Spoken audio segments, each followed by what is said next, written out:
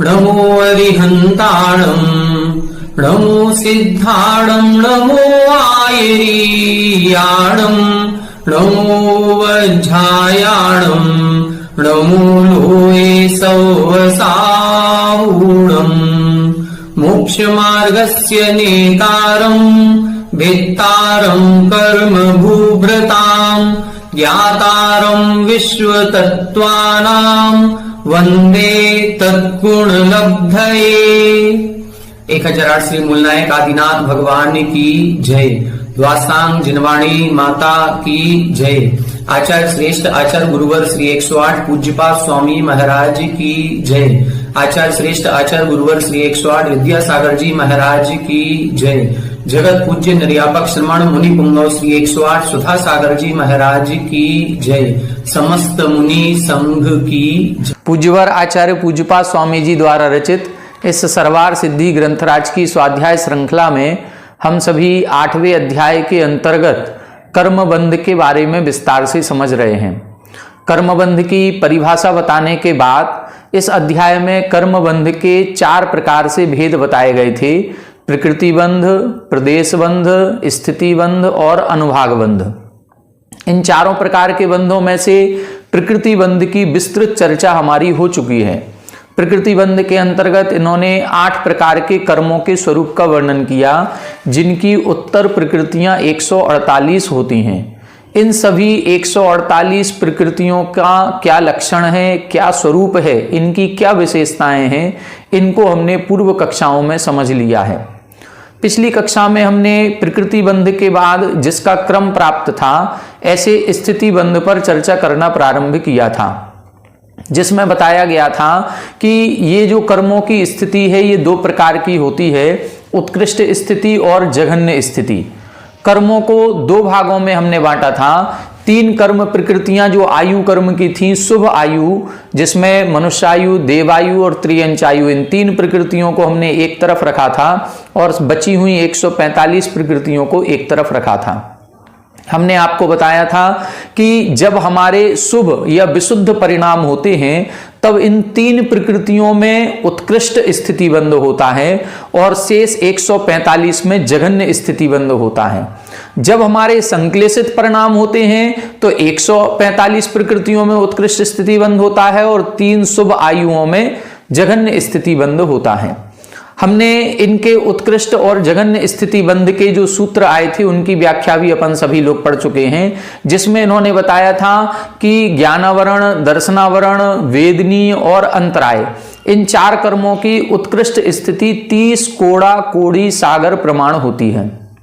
इसका आप सभी को हमने एक चार्ट बनवाया था, जिस चार्ट में हमने 3 कॉलम रखे थे। प्रथम कॉलम में कर्म का नाम लिखा था, दूसरे कॉलम में उत्कृष्ट स्थिति बंध और तीसरे कॉलम में जघन्य स्थिति बंध।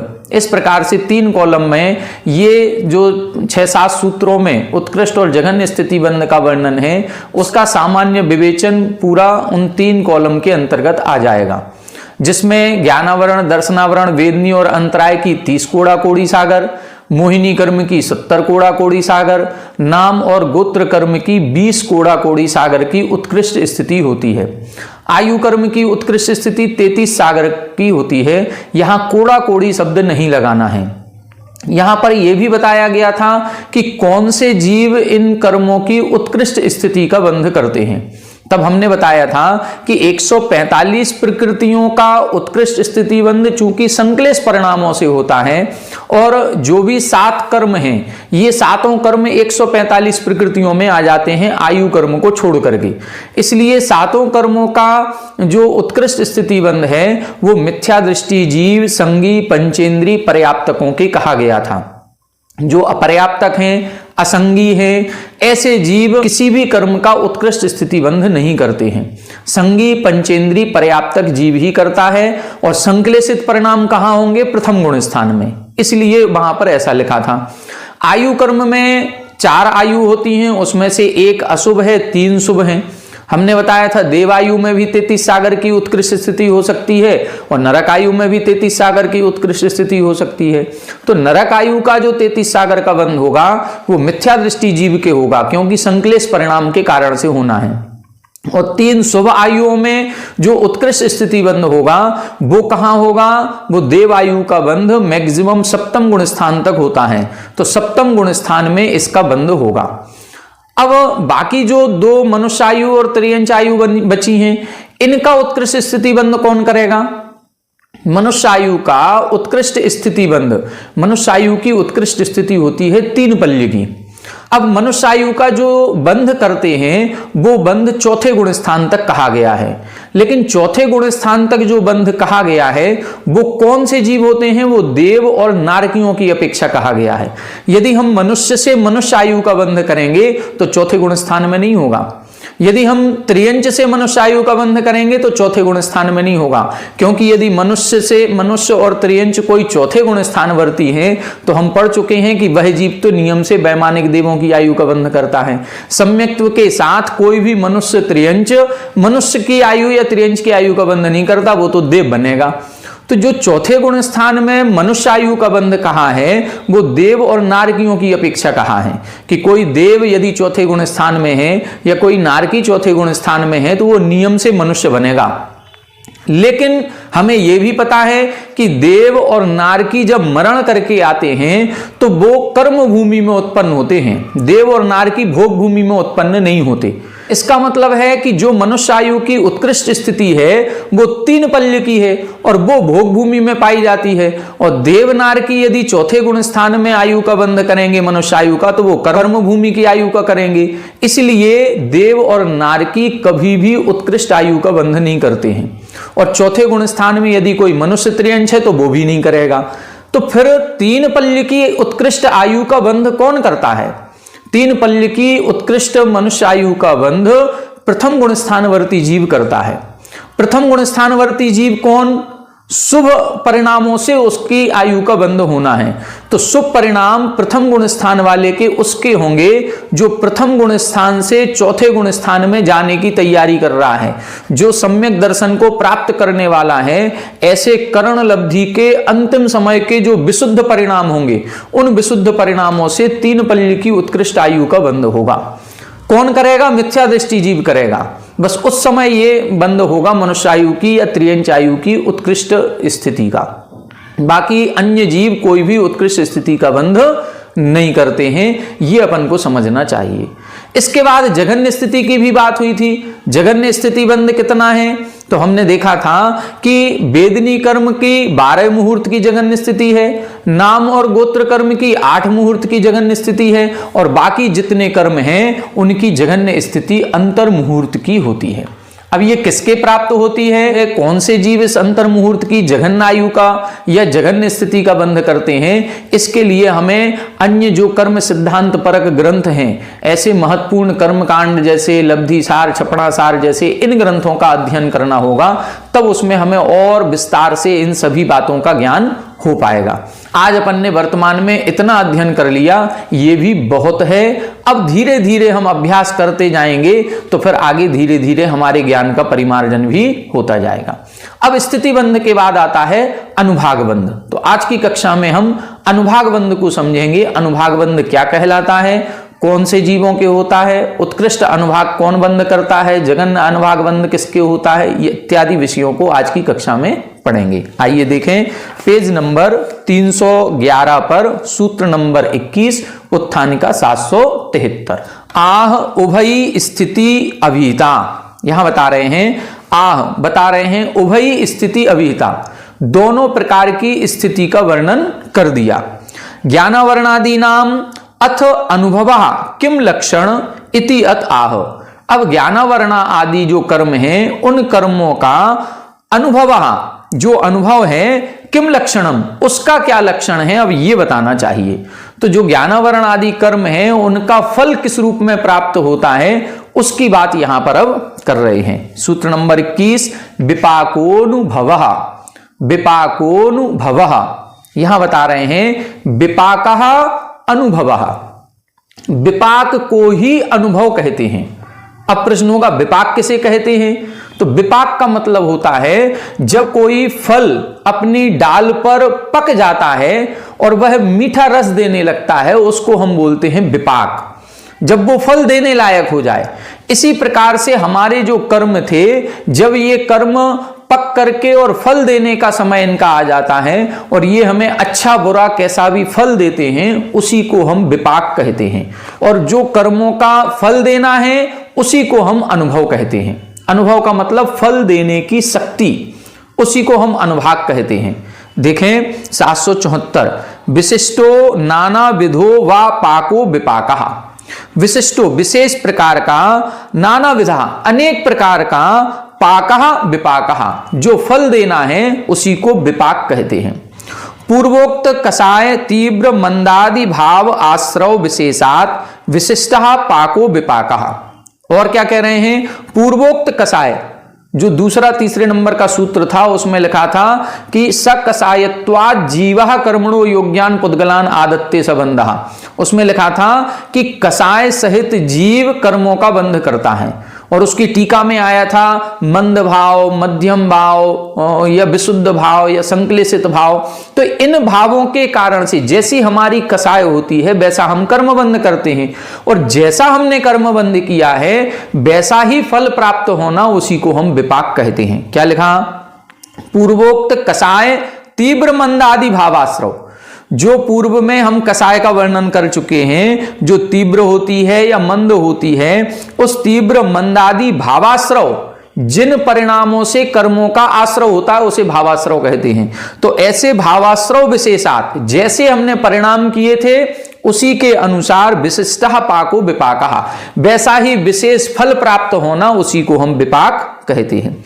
अथवा और परिभाषा बता रहे हैं, द्रव्य क्षेत्र काल भव भाव लक्षण निमित्त भेद जनित वैश्वरूप्यो नाना विधा पाको विपाकः।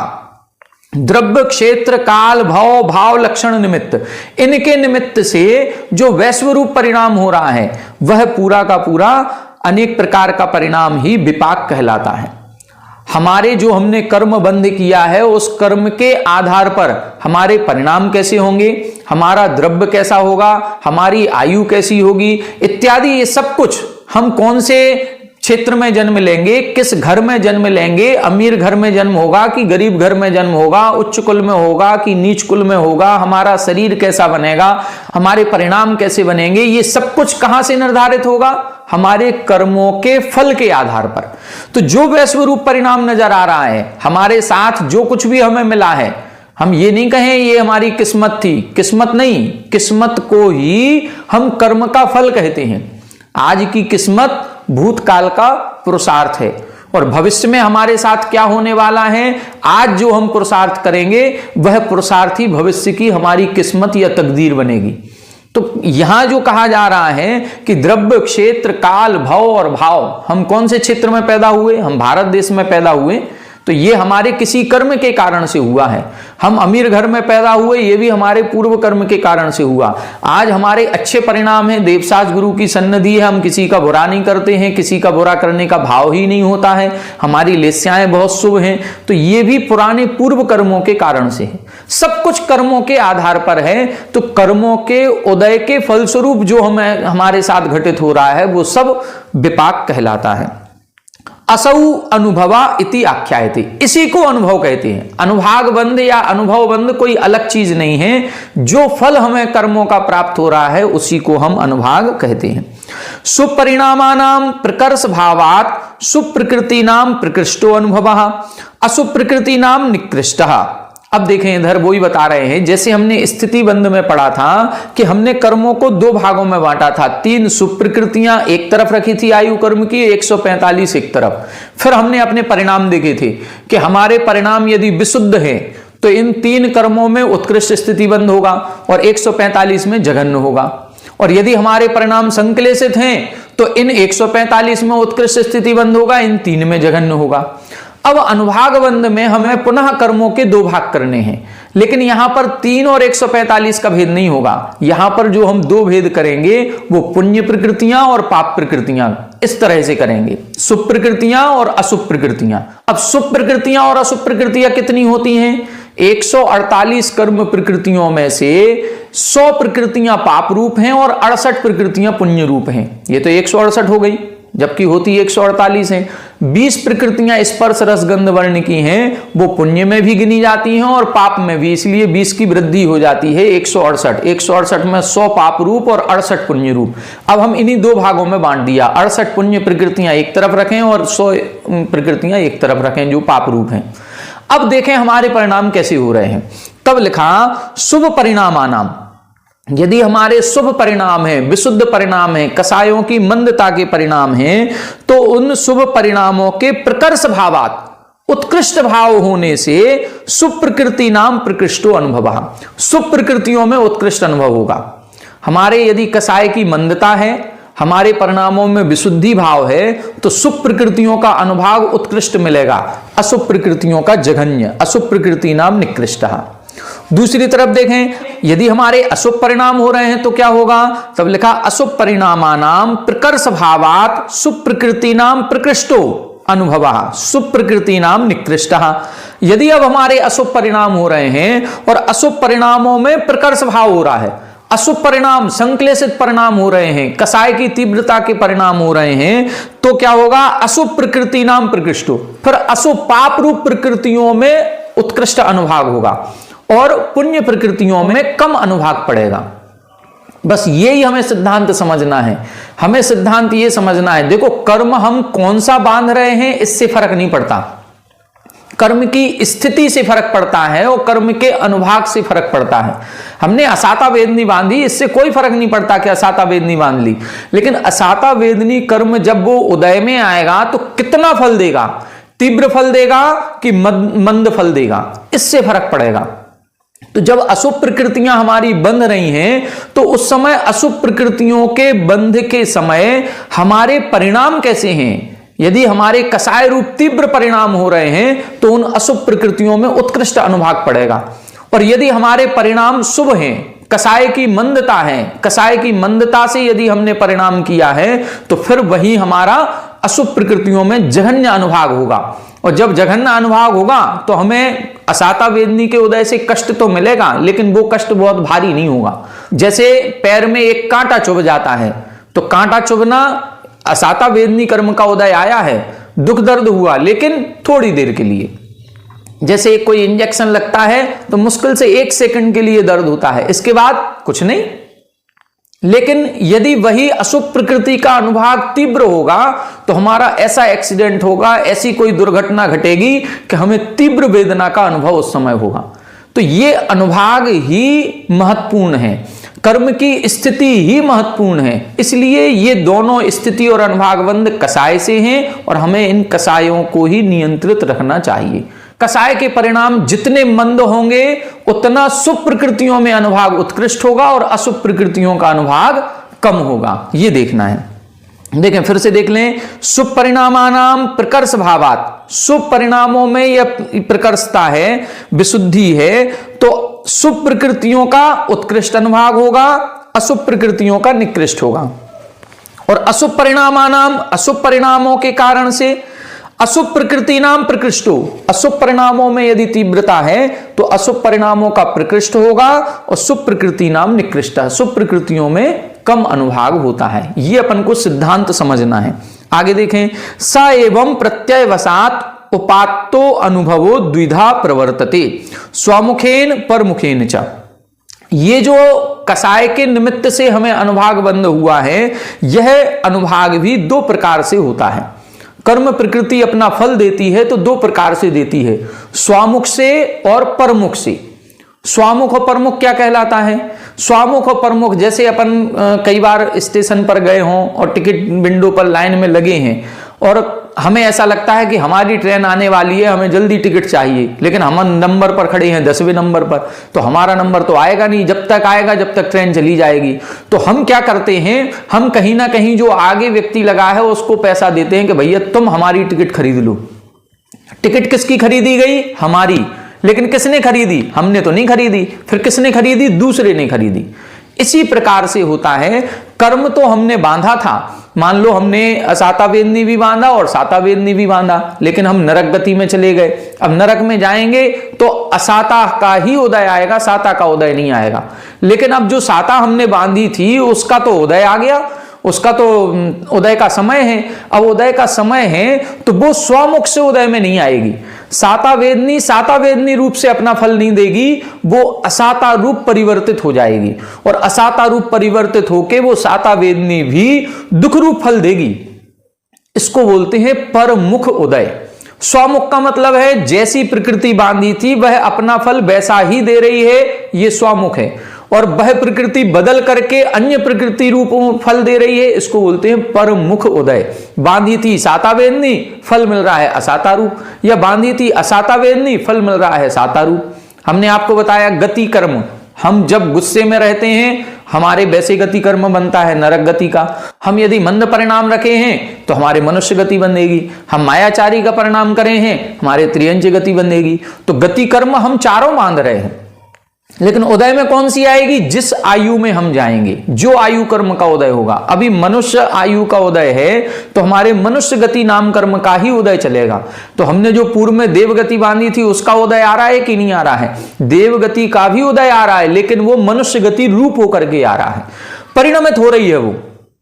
इसी परिणमन को बोलते हैं परमुख उदय। ये परिणमन कहलाता है संक्रमण, और संक्रमण होकर के वो जो देवगति थी वो स्वमुख से उदय में ना आकर के परमुख से उदय में आ रही है, अन्य प्रकृति रूप होकर के उदय में आ रही है।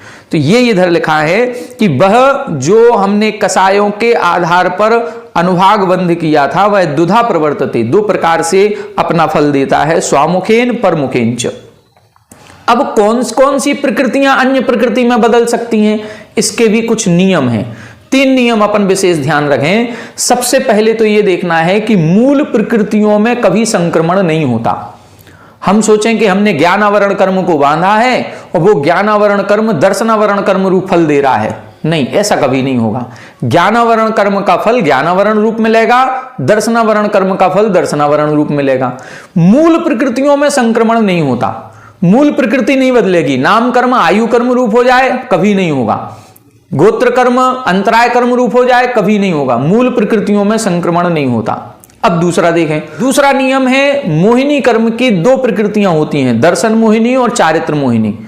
तो ये मोहिनी कर्म की 2 प्रकृतियां हैं, लेकिन ये भी मूल प्रकृतियों की तरह हैं। दर्शन मोहिनी कर्म का जो फल है वो चारित्र मोहिनी रूप नहीं मिलेगा, और चारित्र मोहिनी कर्म प्रकृतियों का जो फल है वो दर्शन मोहिनी रूप नहीं मिलेगा।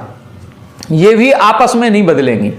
चारित्र मोहिनी की जो प्रकृतियां हैं वो आपस में बदल सकती हैं। अनंतानुबंधी अप्रत्याख्यान रूप फल दे रही है, अप्रत्याख्यान प्रत्याख्यान रूप फल दे रही है, ये हो सकता है। नपुंसक वेद स्त्री वेद रूप हो गया, स्त्री वेद नपुंसक वेद रूप हो गया, ये हो सकता है। या मिथ्यात्व सम्यक मिथ्यात्व रूप हो गया, या सम्यक प्रकृति रूप हो गया, ये हो सकता है। तो दर्शन मोहिनी की जो 3 प्रकृतियां हैं वो आपस में बदल सकती हैं। चारित्र मोहिनी की जो 25 प्रकृतियां हैं वो आपस में बदल सकती हैं। लेकिन चारित्र मोहिनी का फल दर्शन मोहिनी रूप हो जाए और दर्शन मोहिनी का चारित्र मोहिनी रूप हो जाए, ये नहीं होगा। 2 नियम हो गए। मूल प्रकृतियों में संक्रमण नहीं होता, दर्शन मोहिनी की प्रकृति का चारित्र में और चारित्र मोहिनी की प्रकृति का दर्शन मोहिनी में संक्रमण नहीं होता। तीसरा नियम है आयु कर्म में संक्रमण नहीं होता। आयु कर्म के 4 भेद हैं, नरकायु, त्रियंचायु, मनुष्यायु, देवायु, लेकिन ये चारों आपस में कभी नहीं बदलेंगी। एक जिस आयु का हमने बंद कर लिया वो आयु को भोगना ही पड़ेगा। गति कर्म में संक्रमण हो सकता है, गति कर्म नाम कर्म का भेद है। हमने बांधी थी नरक गति, आ रही है देवगति रूप में, या हमने बांधी थी देवगति, आ रही है नरक गति रूप में, ये संक्रमण हो सकता है। औदारिक शरीर बांधा था लेकिन वो वैक्रियक रूप परिणमन कर गया, तो ये हो सकता है। तो 3 नियम अपन को ध्यान रखने हैं। मूल प्रकृतियों में संक्रमण नहीं होता, दर्शन मोहिनी का चारित्र मोहिनी, चारित्र मोहिनी का दर्शन मोहिनी में संक्रमण नहीं होगा, और आयु कर्म में संक्रमण नहीं होगा। ये इधर बता रहे हैं। देखें, सर्वासाम मूल प्रकृति नाम स्वमुखेन एव अनुभवः। सभी मूल प्रकृतियों का स्वामुख से ही अनुभव या फल प्राप्त होता है, ये परमुख नहीं होती, स्वामुख से ही, मतलब ज्ञानावरण रूप ही फल देगी, अन्य प्रकृति रूप नहीं देगी। दूसरा, उत्तर प्रकृति नाम तुल्य जातीया नाम परमुखेन अपि भवति। उत्तर प्रकृति जितनी है, जैसे ज्ञानावरण की 5 प्रकृतियां हैं, तो मति ज्ञानावरण श्रुत ज्ञानावरण रूप हो जाए, श्रुत ज्ञानावरण मति ज्ञानावरण रूप हो जाए, ये हो सकता है। उत्तर प्रकृति नाम तुल्य जातीया नाम, समान जाति में, ठीक है, उत्तर प्रकृतियों के समान जाति में परमुखेन अपि भवति, परमुख से भी हो जाता है। मूल प्रकृतियां तो स्वामुख से ही देंगी, लेकिन जो उत्तर प्रकृतियां हैं वो परमुख से भी उदय में आ सकती हैं। आयु दर्शन चारित्र मोह वर्जानाम, देखो इधर लिख दिया स्पष्ट, आयु कर्म की उत्तर प्रकृतियों में परिवर्तन नहीं होगा, और दर्शन चारित्र मोह वर्जानाम, दर्शन मोह की प्रकृति चारित्र मोह और चारित्र मोह की दर्शन मोह हो जाए, ये भी नहीं होगा। इनको छोड़ दें, बाकी अन्य प्रकृतियां जो सजातीय प्रकृतियां हैं वो आपस में चेंज हो सकती हैं। न ही नरक आयुर्मुखेन त्रियग आयु मनुष्य आयु व विपच्यते, नरक आयु के मुख से त्रियंच आयु या मनुष्य आयु का उदय आ जाए, ये नहीं होगा। नरक आयु का उदय है तो नरक आयु रूप ही मिलेगा, मनुष्य आयु का उदय है तो मनुष्य आयु रूप ही मिलेगा, अन्य रूप नहीं मिलेगा। नापि दर्शन मोह चारित्र मोह मुखेन चारित्र मोहो व दर्शन मोह मुखेन, मतलब ना दर्शन मोहिनी का चारित्र मोहिनी में, ना चारित्र मोहिनी का दर्शन मोहिनी में, ये नहीं होगा। बाकी अन्य प्रकृति रूप हो सकता है, इसको हमने आपको बता ही दिया। ये संक्रमण कहें या प्रमुख उदय कहें, एक ही चीज है, ये अपन को समझना जरूरी था। तो आज अनुभाग बंध में अपन ने 2-3 चीजें मुख्य रूप से समझी। सबसे प्रमुख बात तो क्या है कि हम प्रकृतियों को 2 भागों में बांटेंगे, शुभ प्रकृतियां अशुभ प्रकृतियां। जब हमारे शुभ परिणाम होंगे तो शुभ प्रकृतियों में उत्कृष्ट अनुभाग होगा, अशुभ प्रकृतियों में जघन्य होगा। जब हमारे संक्लेशित परिणाम होंगे तो अशुभ प्रकृतियों में उत्कृष्ट अनुभाग होगा, शुभ प्रकृतियों में कम होगा। ये प्रकृतियां जो हमने अनुभाग बंद किया है, ये प्रमुख से भी उदय में आ सकती हैं, स्वामुख से भी और प्रमुख से भी। तो इन स्वामुख और प्रमुख के भी अपन ने नियम समझ लिए कि मूल प्रकृतियां स्वामुख से ही उदय में आती हैं, जो उत्तर प्रकृतियां हैं वो प्रमुख से भी आ सकती हैं, लेकिन आयु कर्म की उत्तर प्रकृतियां प्रमुख से उदय में नहीं आती। दर्शन मोह का चारित्र मोह में और चारित्र मोह का दर्शन मोह में कोई संक्रमण नहीं होता, ये अपन ने विशेष समझा। आगे देखें 775 नंबर, आह अभ्युपेम प्राक उपचित नाना प्रकार कर्म विपाको अनुभव। आपने ये बता दिया कि प्राक उपचित मतलब पहले जिसका हमने बंद किया था उसका नाना प्रकार कर्म विपाक अनुभव, अनेक प्रकार से फल देना ही अनुभव है, ये आपने बता दिया। इदम तु ना विजानीमः, लेकिन अभी हम ये नहीं जानते हैं किम अयम प्रसंख्यातो अप्रसंख्यातः, ये जो अनुभाग अनुभव हमें मिलता है ये प्रसंख्यात होता है या अप्रसंख्यात। प्रसंख्यात का मतलब उसका जो नाम है, जो प्रसिद्धि है, उसी रूप से मिलता है या अन्य रूप से मिलता है। ज्ञानावरण का नाम क्या है? ज्ञान पर आवरण करना, तो इसका फल ज्ञान पर आवरण करने रूप ही मिलता है या अन्य रूप मिलता है, ये प्रसंख्यात और अप्रसंख्यात कहलाता है। इति अत्र उच्यते प्रसंख्यातो अनुभूयते इति ब्रूमहे। अब इधर बता रहे हैं कि वह प्रसंख्यात ही होता है। प्रसंख्यात का मतलब जैसा जिसका नाम है, जैसी जिसकी प्रसिद्धि है, वैसा ही उसका फल प्राप्त होता है, ये कह रहे हैं। कुतः, ये आपने कैसे कह दिया? क्योंकि, यतः यानी क्योंकि, स यथानाम, स यथानाम, क्योंकि सूत्र है, आगम का सिद्धांत है कि जो फल प्राप्त होता है वो यथा नाम, जैसा जिस कर्म का नाम है वैसा ही उस कर्म का काम है। यथा नाम तथा गुण, जैसा नाम है वैसे ही उसमें गुण है, बस ये अपन को समझना है। 776 देखें, ज्ञानावरणस्य फलम ज्ञान अभावो दर्शनावरणस्य अपि फलम दर्शन शक्ति उपरोधः इति एवं आदि अनवर्थ संज्ञा निर्देशात सर्वासाम कर्म प्रकृति नाम सविकल्पानाम अनुभव संप्रत्ययो जायते। यहां क्या कह रहे हैं कि ज्ञानावरणस्य फलम ज्ञान अभावो, ज्ञानावरण कर्म का फल क्या है? ज्ञान का अभाव करना। दर्शनावरणस्य अपि फलम, दर्शनावरण कर्म का भी फल क्या है? दर्शन शक्ति उपरोधा, दर्शन की जो शक्ति है उसको रोक देना, उस पर रुकावट डालना, ये दर्शनावरण कर्म का काम है। तो जैसा नाम है दर्शन आवरण, दर्शन पर आवरण करना, ज्ञान आवरण, ज्ञान पर आवरण करना, जैसा जिसका नाम है वैसा ही उसका फल प्राप्त होता है। इति एवं आदि अनवर्थ संज्ञा, अनवर्थ संज्ञा का मतलब होता है जैसा उसका संज्ञा यानी नाम रखा गया है वैसा ही उसका अर्थ निकलता है, वैसा ही उसका काम है, ये इधर बता रहे हैं। ऐसे अनवर्थ संज्ञा निर्देशात सर्वासाम कर्म प्रकृति नाम, केवल मूल प्रकृतियों में नहीं, उत्तर प्रकृतियों में भी यही स्वरूप लगाना है। यदि उत्तर प्रकृतियां अपन ने पढ़ी, गति नाम कर्म, शरीर नाम कर्म, अंगोपांग नाम कर्म, तो जैसा जिसका नाम है, औदारिक अंगोपांग नाम कर्म का उदय होगा तो वो औदारिक अंगोपांगों की रचना करेगा, वैक्रियक अंगोपांगों का उदय होगा तो वैक्रियक शरीर में अंगोपांगों की रचना होगी। जैसा नाम वैसा ही उसका काम है। सविकल्पा नाम अनुभव संप्रत्ययो जायते, सविकल्पा नाम मतलब उत्तर प्रकृतियों के भी और जितने भेद प्रभेद हैं उन सभी भेद प्रभेदों में यह स्वरूप लगाना है कि इसका जैसा नाम रखा गया है कर्म प्रकृति का वैसा ही फल प्राप्त होता है। ये अनुभाग बंध हो गया। अब अनुभाग बंध में एक और सूत्र आएगा, उसकी उत्थान का अपन अभी पढ़ ले रहे हैं, इस सूत्र का अर्थ अपन आगे की कक्षा में समझेंगे।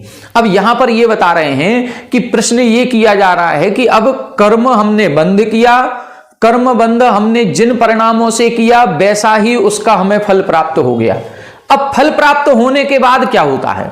क्या वो कर्म आत्मा से झड़ जाता है या वो कर्म हमारी आत्मा में अभी भी चिपका रहेगा या आगे भी कुछ उसकी और परिणति होती है? तो क्या होता है फल प्राप्त होने के बाद या फल देने के बाद फिर कर्म का क्या होता है, इसके लिए अगला सूत्र लिखा जा रहा है। इस सूत्र को अपन अगली कक्षा में पढ़ेंगे। आज अपना समय हो गया, आज की कक्षा में इतना ही।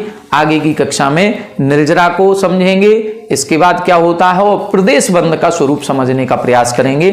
साथ ही फिर उसके बाद 2 सूत्रों में पुण्य प्रकृतियां और पाप प्रकृतियां बताई गई हैं कि वो कौन कौन सी होती हैं, उनके नाम अपन चार्ट आदि से समझेंगे। तो 2 या 3 दिन में इस अध्याय के पूर्ण होने की पूरी संभावना है। 2-3 दिन में यह अध्याय पूर्ण करके फिर अपन 9वां और 10वां अध्याय पूर्ण करेंगे। आज इतना ही। आप सभी हमारे साथ बने रहें। सभी को जय जय।